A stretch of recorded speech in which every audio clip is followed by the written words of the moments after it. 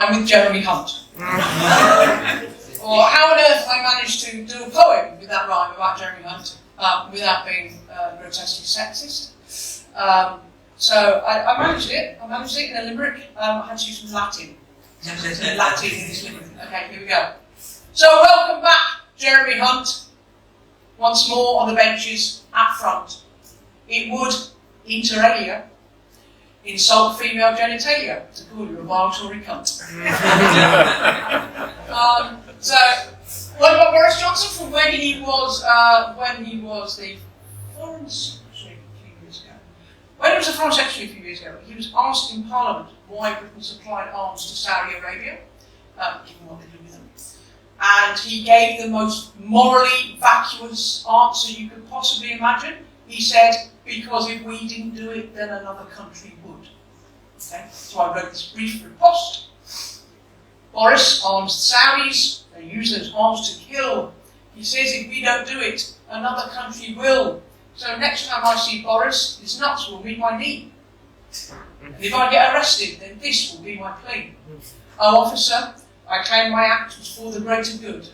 And if I haven't done it, some motherfucker would.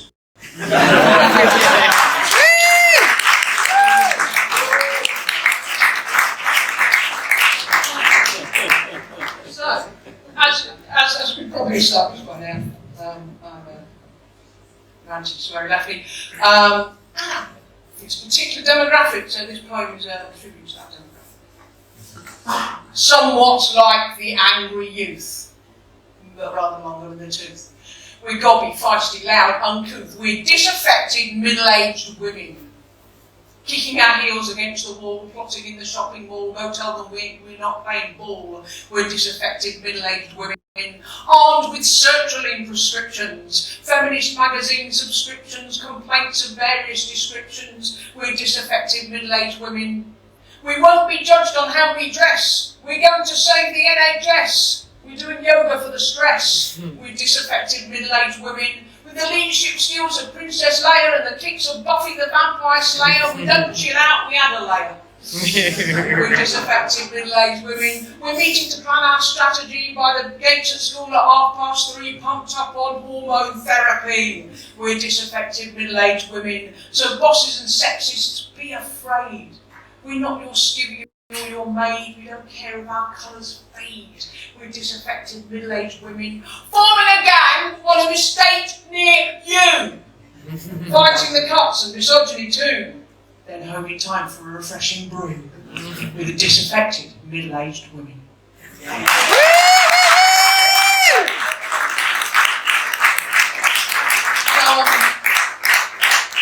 Obviously before I was a disaffected middle-aged woman, I was a disaffected youth, and I still like to listen to a lot of music that I like then, and I like to rewrite lyrics, and particularly if the lyrics tell a story from a bloke's point of view, I like to rewrite it from the woman's point of view. So, hopefully, there's enough of you here that remember Up the Junction by Squeeze. Yeah. Fantastic. Alright, so a story about a lad who gets together with his girlfriend and just drinks too much and fucks it all up. Particularly a cheery song. Anyway, this is a version of that written from her point of view. It's called The Girl from the Platform. I never knew it was Gordon, the guy who came from Morden. His face was cute and handsome, so that's when we began some adventure, most romantic, impassioned slogging antics. He said I wasn't common, his chat-up lines were rotten. We rented an apartment and sat there in the darkness. Our income for domestics could not afford electrics till he got a job on Mondays flogging it knock-off undies. And when we got the lecky, just sat there watching telly. I put up lines and pictures. He wanted to get hitched, but our money we'd be needing for another mouth for feeding. He said that I'd trapped him, he didn't know how it happened. I told him in his anger that it takes two to tango.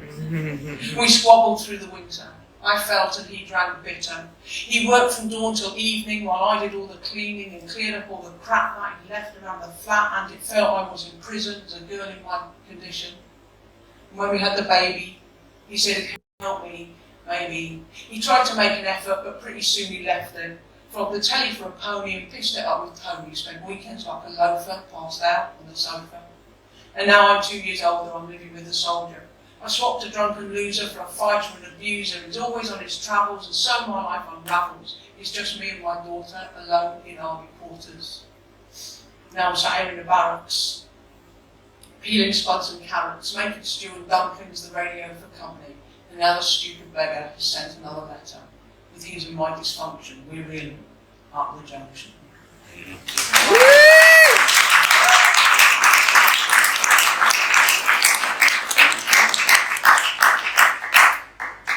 Oh, back to things that the Tories do that annoy me. So, just after the 2019 general elections, before lockdown, the Tories announced that their new immigration system will be based on points. Immigration system. And they said, I like quote verbatim, that one of the reasons for this is it will keep out unskilled people like care workers. Then the pandemic came along and that terminology did not age very well, did it? So anyway, it prompted me to write something called unskilled. You don't have skills. You're just a carer, a labourer, an apron wearer. You smear on creams and dish out pills. You don't have skills. You have no skills. You just wipe arses, the underside of the underclasses. You wipe up drool, make tea and chat. Where's the skill in that? You're a manual handler, a heavy lifter, a later night, an early shifter.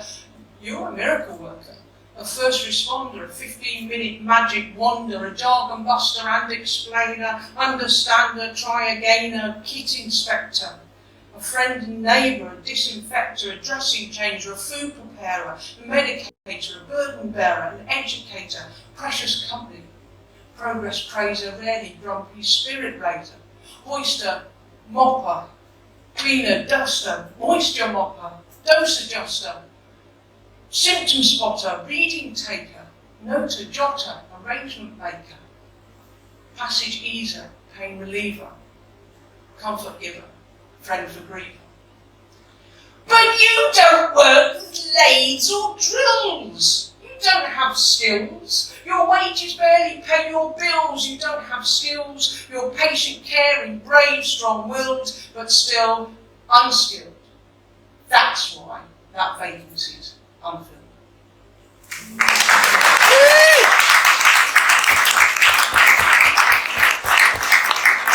No, that's dedicated to all those fantastic care workers.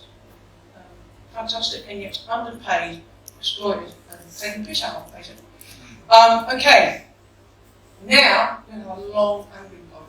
And it's a long, angry poem about the Grenfell Tower fire. Part of the reason it's a long, angry poem about the Grenfell Tower fire is because I want to give people permission to be angry about it. Because at the time we were all allowed to be sad, but I think we were taught to be angry as well, because it describes a tragedy, but tragedy kind of suggests that it was unpreventable, but it wasn't. So anyway, long angry poem with a Dickensian title. This is called The Tale of Two Cities, the Rich and the Tower.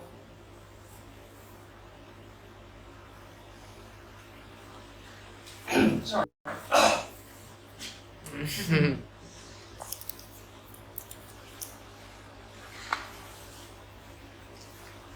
It was the best of times and the worst of times. And the north of the borough gets the worst because of accidents of birth, because that's just the way it works.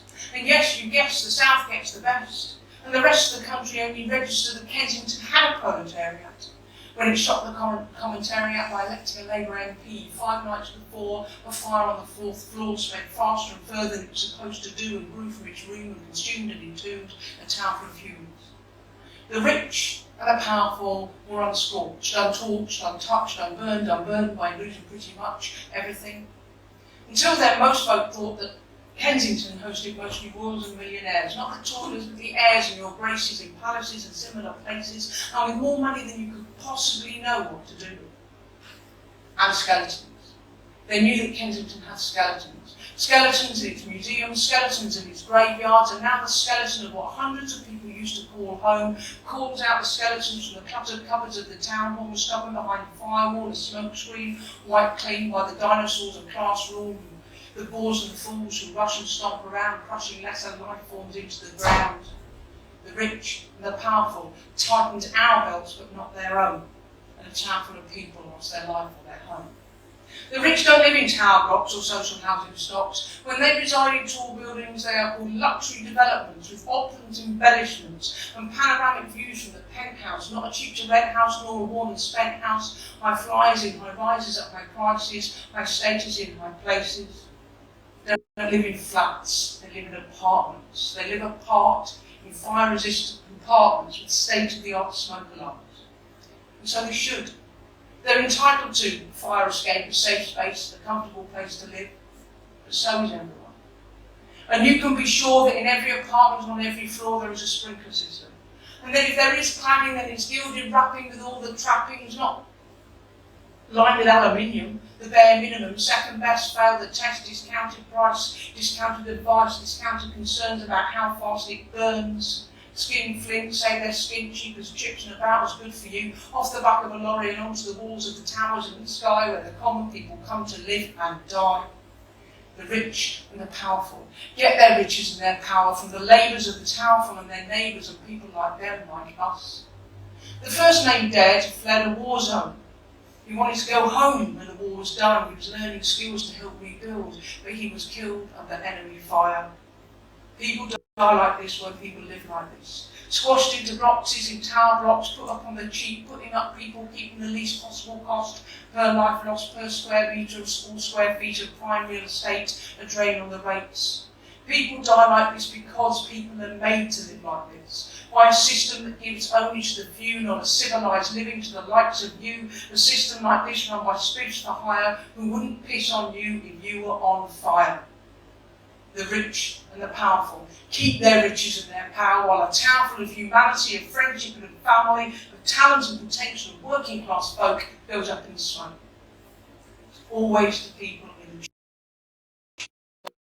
the slum colony travelling through life in economy class, the wage slaves, not the masters, the underclasses. And what of those who run this system? The decision takers, the policy makers, the architects of TMOs and ALMOs and strapping and capping, and right to buy and buy to let, and let's get by on whatever we can get, a bed, a roof above our head, a home not fit for habitation, voted down the legislation, close the fire station. Compassion takers, quick to forsake us. In Kensington or Westminster, hold the line, then resign. Anything to avoid responsibility, anything to pass the blame, heads must roll, heads must hang in shame. The rich and the powerful give the victims the body swerve, they got the nerve, while the town will get donations from neighbours and from strangers that fill the community centre shelves, given by people a little less unfortunate than themselves. The rich and the powerful close the doors in the faces of you and yours to talk about the town and sanitise the cause of death and destitution on 20